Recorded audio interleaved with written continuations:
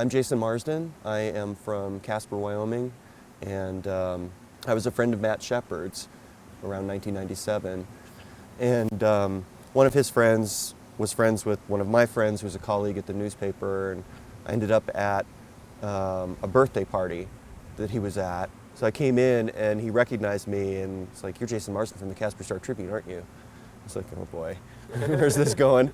And he was really upset about there had been nothing in the paper about the Taliban who had taken over Afghanistan and were preventing women from leaving their homes under penalty of the lash and preventing girls from attending school, which had been the custom, at least in parts of the country, and politely enough thought it was a damn outrage that there was nothing in the statewide newspaper about it.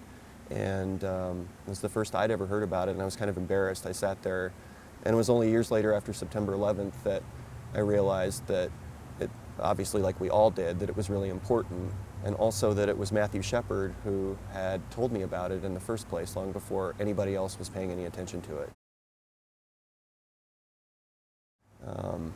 When he was attacked in Laramie, which of course turned into a huge worldwide news story, I was working in the Casper Star Tribune newsroom, and the editors, a couple of my editors, asked me to go back to the conference room, and they sort of slide this press release across the desk, which was from the Albany County Sheriff's Office, about an attack that had taken place, and that the victim was in very, very bad shape at the hospital in Fort Collins, and that it appeared to be an anti-gay hate crime, and furthermore that the reporter that they had sent down to Laramie from their Cheyenne Bureau had talked to some people who knew the victim, who pointed out that he was friends with another reporter at the newspaper. It was me. So long story short, that if I wanted to not stay in the newsroom, obviously I could go home and just not be around all this coverage of this horrible attack that was on a friend of mine, and apparently he was singled out for being gay. And at the time, I didn't have internet at home, and there was really not a better place to be to keep tabs on the story than the newsroom of the statewide newspaper. So stuck around the newsroom, followed the story very closely. My colleagues did the real reporting on it, and there were several days of a vigil, really, of people waiting to see if Matt was going to recover, and it became clear his condition was terrible. He was irrecoverably injured. So I wrote a column the day he died and outed myself, sort of in passing, in an effort to point out that there were other gay people in Wyoming, and that this was not a place that was abusive to gay people or where gay people should expect to be attacked. You know, that there are many of us. Wyoming's really diverse and didn't deserve the black eye it was getting from this sort of surface level media coverage.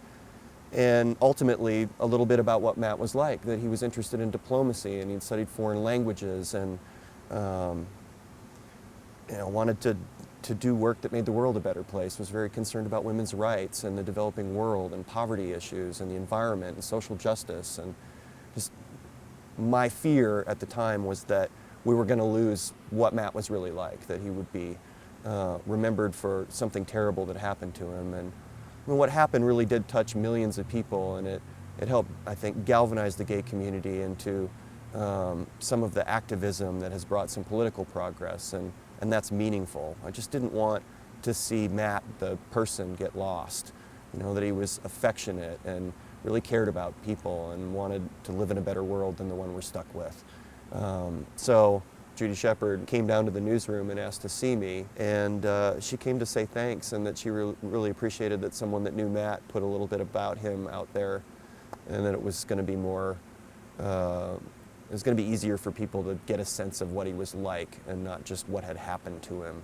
And I'll never forget her kindness that day. I was absolutely bowled over by it.